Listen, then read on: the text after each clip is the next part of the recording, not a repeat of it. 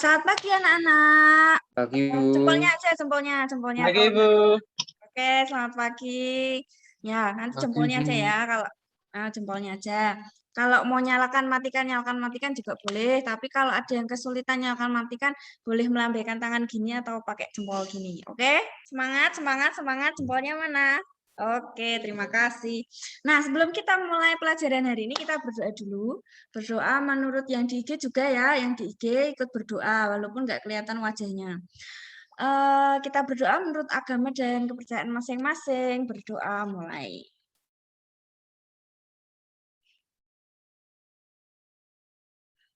Berdoa selesai.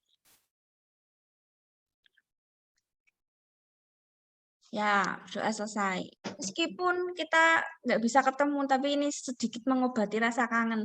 Sebenarnya saya sebagai seorang guru juga kepengennya ngajar itu di kelas gitu ya, ketemu kalian gitu. Tapi apalah daya kita harus menahan keinginan sedikit untuk bertemu ya. Tapi ini sudah cukup bisa mewakili kegundahan untuk untuk bertemu walaupun secara daring, tapi masih bisa lihat mukanya Elok, Raffi, Amsal Kunto, Ines, terus Minanda, Andra, Safira, Silvani, Fahlia, yang lainnya malu-malu nggak dinyalakan videonya. Sebelumnya saya ingatkan yang belum absen, silahkan absen dulu. Linknya sudah ada di grup. Tadi sebelum masuk ke link Zoom, saya share linknya ya. Pastikan kalian sudah absen, yang di IG juga. Saya akan menyampaikan tujuan pembelajaran kita hari ini, yaitu peserta didik dapat membuat karya lukis pada bermacam-macam media lukis melalui alat pembelajaran ya. Nah, alat pembelajaran konsep melukis dengan benar itu tujuan kita nanti. Kita flashback sebentar di pelajaran yang kemarin ya. Meskipun kemarin juga hanya lewat Google Form, materinya saya share di Google Form, kemudian ada LK. Nah, saya harap di LK itu kalian bisa mengetahui sampai di mana sih pemahaman kalian setelah menyaksikan video yang ada di situ, juga menyaksikan video tentang seni lukis. Nanti bisa yang di IG bisa ketik ya, bisa ketik-ketik itu kalau mau jawab. Kemudian yang di Zoom bisa menyalakan audio. Terus angkat tangan dulu, melambaikan tangan gini boleh, terus nyalakan audio untuk menjawab pertanyaan-pertanyaan dari saya.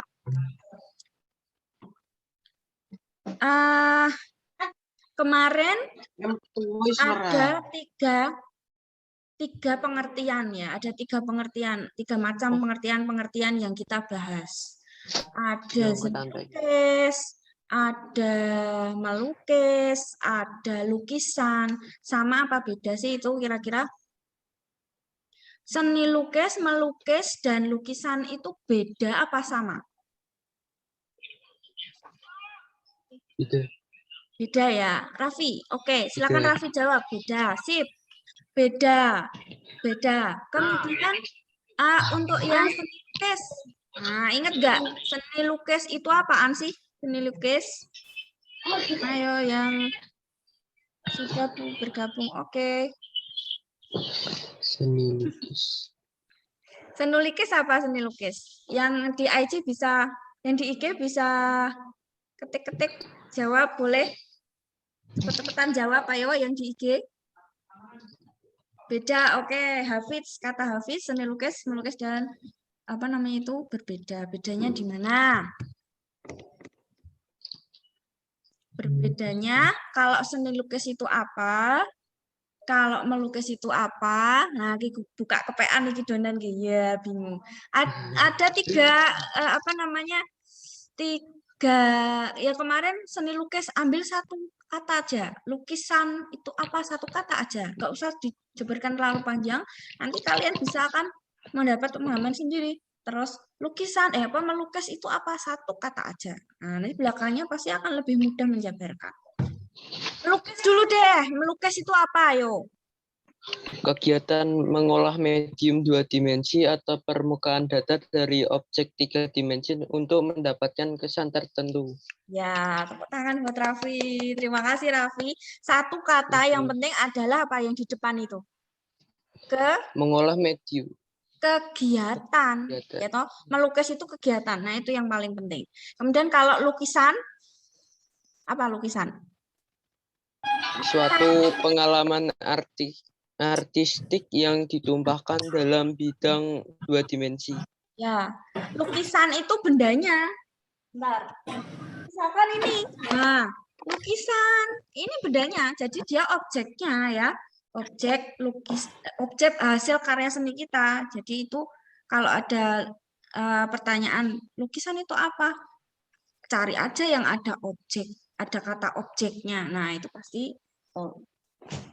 Kemudian untuk yang seni lukis itu ada banyak pengertian ya, menurut KBBI, menurut ahli-ahli seniman dan sebagainya, banyak sekali. Tapi ada satu yang perlu kita pahami bahwa seni lukis itu adalah salah satu cabang dari seni rupa. Jadi seni rupa itu cabangnya ada banyak. Ada seni lukis, ada seni patung, ada seni kriya dan sebagainya. Nah, seni lukis itu hanya salah satu cabangnya dari seni rupa gitu. Jadi kalau seni rupa ini pokoknya, kemudian cabangnya ada seni lukis, seni rupa, seni lukis, seni patung, seni kriya dan gitu. Nah, seperti itu. Kemudian selanjutnya setelah pengertian ada teknik ya, ada macam-macam teknik. Ada teknik plakat, teknik akuarel itu yang biasanya digunakan. Teknik plakat, teknik akuarel, kemudian pointillis, titik-titik. Masih ingat? Terus ada teknik mozaik menyusun, ya, masih ingat ya? Ada macam-macam. Ada apalagi yang belum saya sebutkan coba? Spray. Ya, benar, spray ya, spray pakai pilok. Nah, yang di pinggir-pinggir jalan itu sebenarnya bagus ya karyanya, tapi yang salah apanya? Salah tempat. Salah tempat. Sip, saya bilang. Enggak pada tempatnya, Bu.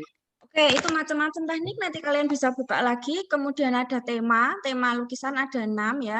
Jadi tema itu bukan terus tema tentang kebudayaan, bukan. Jadi kalau tema lukis itu sendiri, dia ada berhubungan antara manusia dengan alam sekitar, dengan alam hayal. Nah, itu jadi sudah dikelompokkan sendiri kalau untuk yang namanya tema dalam seni lukis ini. Ada 6 macam, itu yang harus kalian ingat-ingat. Gampang kok cara mengingat-ingatnya kok. Manusia dengan alam sekitar, manusia dengan dirinya sendiri kan gitu, manusia dengan kegiatannya kan gitu ya, manusia dengan alam hayal, manusia dengan benda-benda yang di sekitar ini, benda ya, benda charger benda juga itu benda-benda. Kemudian apalagi ada 6, manusia dengan manusia lain gitu, gampang ya mengingat-ingatnya. Yang berikutnya ada aliran. Nah ini yang akan kita bahas sekarang. Aliran seni musik itu dibagi menjadi 3 ya, 3 cabang. Aliran seni musik ada 3 cabang gitu. Yang pertama, cabang yang pertama itu yang representatif. Cabang yang kedua itu yang deformatif. Cabang yang ketiga yang non representatif. Nah, setiap cabang ini memiliki aliran sendiri-sendiri. Yang namanya aliran representatif ya, itu aliran yang memiliki bentuk yang sesungguhnya. Ada 3, romantisme, realisme, dan satu lagi apa? Ingat? Naturalisme. Kemudian yang kedua deformatif, ada deformatif itu mengalami perubahan bentuk, walaupun bentuk aslinya masih sedikit kelihatan ya. Misalkan yang kemarin itu lukisan ekspresionisme dengan judul Andong gitu. Kita hanya melihat samar-samar aja karena dia gayanya ekspresionisme. Jadi sesuai dengan keinginan perupa untuk membuat itu se-ekspresif mungkin. Tapi masih bisa dilihat, oh ini tuh Andong, ono rodane Andong, ciri khas roda Andong itu masih kelihatan. Kemudian ada kuda gitu, kudanya kelihatan gitu. Nah, itu yang deformatif mengalami sedikit perubahan bentuk. Itu yang ekspresionisme. Yang kedua yang impresionisme. Jadi impresionisme itu menangkap kesan. Jadi kalau kalau yang ekspresionisme itu sesuai dengan diri perupa, kalau yang impresionisme ya ya menangkap kesan yang ada, misalkan tentang senja ya, tentang senja gitu. Dia tidak melukis sedetail mungkin, tapi hanya bayangan-bayangannya kayak gitu, hanya sinar-sinarannya, gelap terangnya kayak gitu-gitu. Itu impresionisme. Kemudian ada lagi impresionisme, ekspresionisme, surrealisme juga masuk deformatif ya, karena dia berada di alam mimpi. Masuk ada misalkan kuda berkat kepala manusia. Nah, itu kan di kehidupan nyata tidak ada, maka dia disebut aliran surrealisme atau seperti mimpi, khayalan ya. Kemudian kubisme juga bisa masuk di deformatif. Bentuknya kayak kotak-kotak gitu, paling bisa diidentifikasi paling gampang lah ya. Aliran kubisme pokoknya sing kotak-kotak berarti kubisme kayak gitu. Kemudian yang terakhir representatif deformatif, yang terakhir adalah non representatif. Non representatif itu yang tidak menyerupai bentuk apapun, jadi bentuk abstrak. Seperti misalnya kamu kalau di rumah punya adik kecil baru bisa coret-coret pegang pensil gitu ya, orek-orek, wah gambarnya abstrak. Nah, itu aliran non representatif. Itu ya, saya kira itu untuk sedikit flashback materi kita. Kemudian kali ini kita akan membuat lukisan ya, membuat lukisan. Nah, lukisan dan gambar itu berbeda cara pembuatannya. Kalau gambar dia masih ada batasan menggunakan garis ya, batasan menggunakan garis. Jadi warna itu nanti dibatasi garis ya. Ada misalkan mana ya? Nah, misalkan ini gambar apa namanya? Buah ya. Kalau di sini kamu masih pakai garis, ada garisnya. Ini masih gambar, belum bisa disebut lukisan. Nah, yang namanya lukisan itu sebenarnya hasil penyelesaian akhir dari menggambar. Jadi penyelesaian setelah menggambar. Dan lukisan itu tidak boleh ada batasan garis yang membatas, ya tidak boleh membuat garis, ya membuat garis batasan garis nggak boleh. Jadi yang bisa dilakukan yang untuk membatasi ini, oh ini bentuk gunung, oh ini lautnya, oh ini langitnya, ya hanya warna yang bisa membatasi itu. Warna gunung, warna laut, warna langit itu berbedanya di situ. Jadi bukan karena garis, bukan karena garis ya, bukan karena digaris. Kemudian warnanya kamu sama antara gunung dan langit sama-sama biru, kamu ambil warna yang sama, bukan seperti itu ya. Jadi cari warna yang lebih beragam kalau untuk melukis ya. Nah, itu konsep yang pertama yang perlu kamu ingat-ingat. Kemudian konsep yang berikutnya di dalam melukis berbeda dengan mewarnai.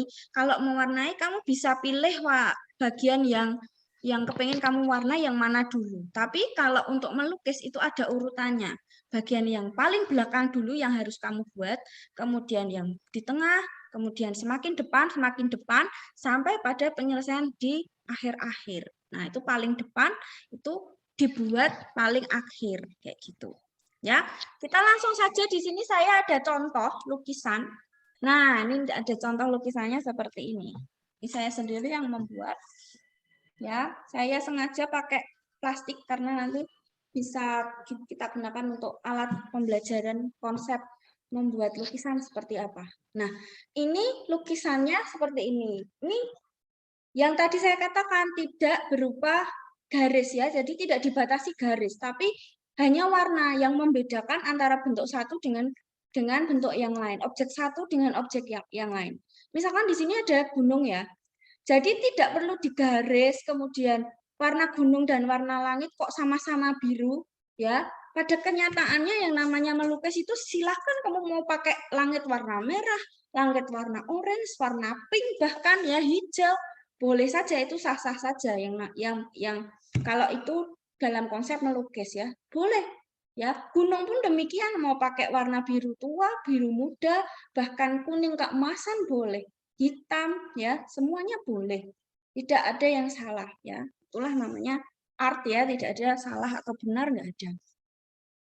Nah, jadi tahap pembuatan pertama dari lukisan ini, yang pertama adalah membuat background. Syarat. Nah, jadi membuat latar belakangnya dulu. Kalian buat latar belakang yang mau kamu buat itu apa? Kesan yang mau kamu tampilkan itu apa? Apakah malam, senja, pagi, pagi buta, ya beda. Suasananya, warnanya pasti beda, ya. Seperti ini. Silakan pilih warna, terserah kalian, gradasi warnanya terserah, mau pakai 1-2 warna terserah, 3 warna, 4 bahkan boleh saja. Kemudian setelah latar belakangnya background selesai, ya, baru dibuat objek yang paling belakang. Jadi kita membuat objek yang paling belakang dulu dan warnanya itu ditimpa. Bukan terus oh gini tak kayak gunung berarti tak kosong isik warnane ben mengko iso dikei warna gunung, bukan. Jadi tetap warna backgroundnya ya background semua ditabrak, semuanya warna background dulu rata. Baru setelah itu ditimpa dengan benda atau objek yang lain yang ingin kamu gambar kayak gini misalkan. Objek yang paling belakang dulu ini gunung yang paling belakang itu warnanya pasti kan kalau kalian lihat gunung yang tempatnya jauh itu pasti warnanya akan lebih apa namanya nggak kelihatan jelas gitu ya, samar-samar gitu. Nah ini saya pilih warna biru Prussian atau biru kayak biru navy gitu ya. Kemudian baru buat benda yang semakin di depannya. Di sini ada pegunungan lain ya, ada gunung lain. Saya kasih warna yang lebih gelap biar lebih jelas. Saya ambil warna hitam. Kemudian setelah itu baru diberi highlightnya ya, teksturnya, tekstur gunungnya nih. Nah, ini ada putih-putih ini teksturnya, kita beri tekstur atau gelap terangnya. Ya, ada gelap terangnya seperti ini. Kemudian tekstur lautnya kita buat kasih garis-garis putih. Baru kemudian kita timpa lagi dengan objek yang lebih depan. Balik. Nah, seperti ini ya.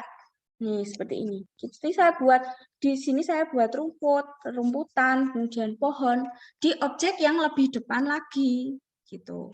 Ya. Jadi bukan terus gambar oh mungkin ini tak kayak mau saya kasih pohon, berarti di sini warnanya saya kosongi dulu, bukan. Ya, tapi konsepnya demikian. Sedikit demi sedikit dari belakang ke tengah ke depan, semakin ke depan semakin ke depan. Sehingga hasilnya seperti ini, bukan sekedar gambar terus warnanya kelihatan apa belang-belang gitu masih ada hapusnya, bukan ya. Jadi akan menyatu seperti ini. Nah, ini ada gambar yang lain juga kalau kalian mau buat yang lebih sederhana. Ya. Background yang pertama, kemudian yang kedua, balik enggak nih ya? Balik. Yang kedua ya. Seperti ini. Seperti ini. Kemudian yang ketiga yang paling nah. Ya, gini. Ya, saya yakin kalian pasti akan bisa membuat gambar lukisan yang lebih bagus dari kepunyaan saya. Nah, kemudian ini tugas ini nanti kalau sudah selesai kamu bisa kirim di link yang nanti akan saya share ya. Kalau kalian ingin mencari referensi di video, ada di Instagram juga ada banyak. Nanti saya kirimi lewat grup, memudahkan kalian mencari ide untuk kalian mau membuat gambar seperti apa, lukisan seperti apa. Ya, saya kira ini mudah sekali. Nah, kemudian dari kedua lukisan ini yuk kita identifikasi sebentar. Kira-kira ini tuh temanya tentang apa ya? Temanya apa? Manusia dengan alam. Ya, betul. Siapa yang masih jawab? Nabila. Betul sekali, manusia dengan alam sekitar. Kemudian tekniknya apa? Teknik.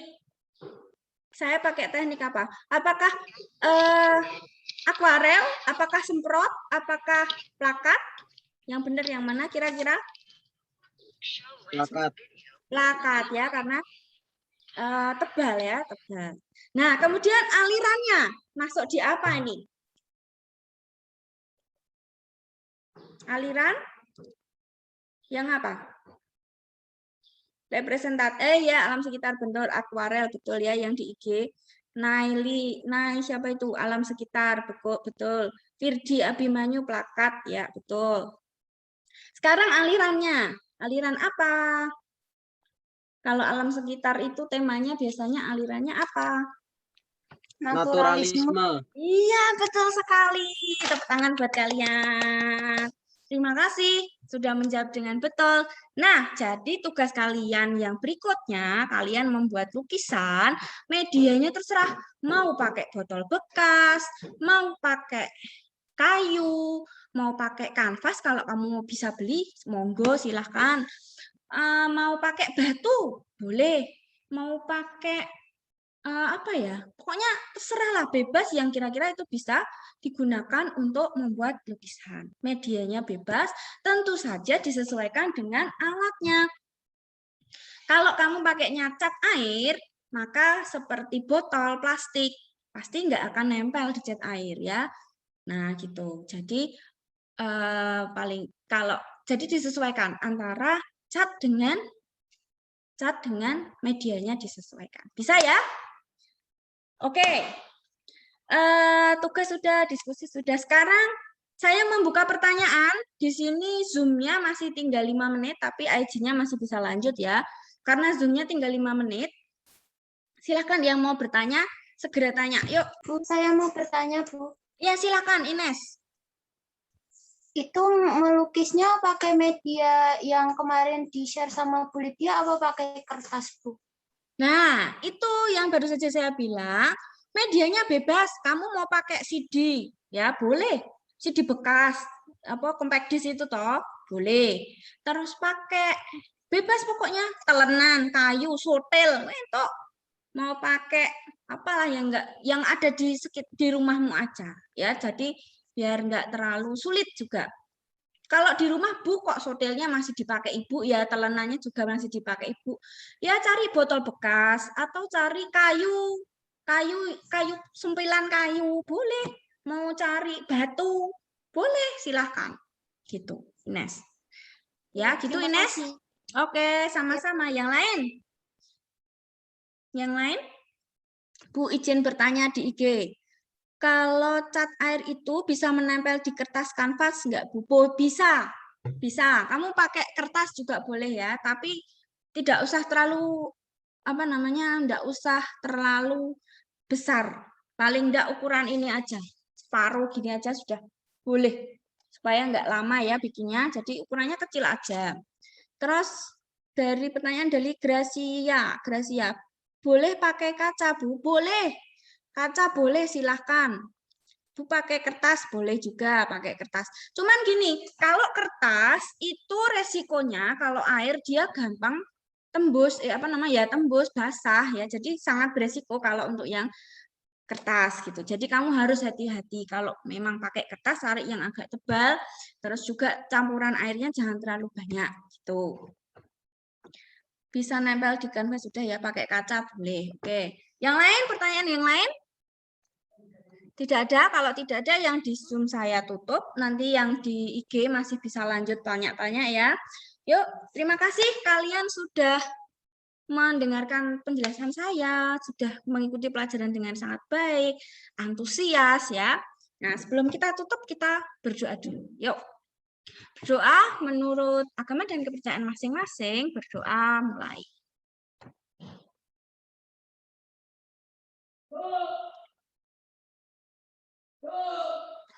Berdoa selesai. Ya, nanti kalau sudah selesai, jadi pesan saya ya di akhir ini, kalau sudah selesai baru nanti silakan dikirim lewat link yang seperti biasa kelas 8 kemarin, link Google Form. Yang kesulitan di Google Form boleh japri saya ya, nanti ngirim lewat WA juga boleh. Kemudian terima kasih sudah mendengarkan saya. Tetap jaga kesehatan. Kita nggak tahu kapan kita bisa ketemu lagi, tapi sangat berharap bisa bertemu kalian setidaknya beberapa kali untuk tatap muka ya. Tetap jaga kesehatan, taati prokes, pakai masker, ya, cuci tangan, makan bergizi, tetap semangat ikut pelajaran daring meskipun hanya dari rumah. Gitu ya. Selamat siang. Terima kasih. Bye-bye.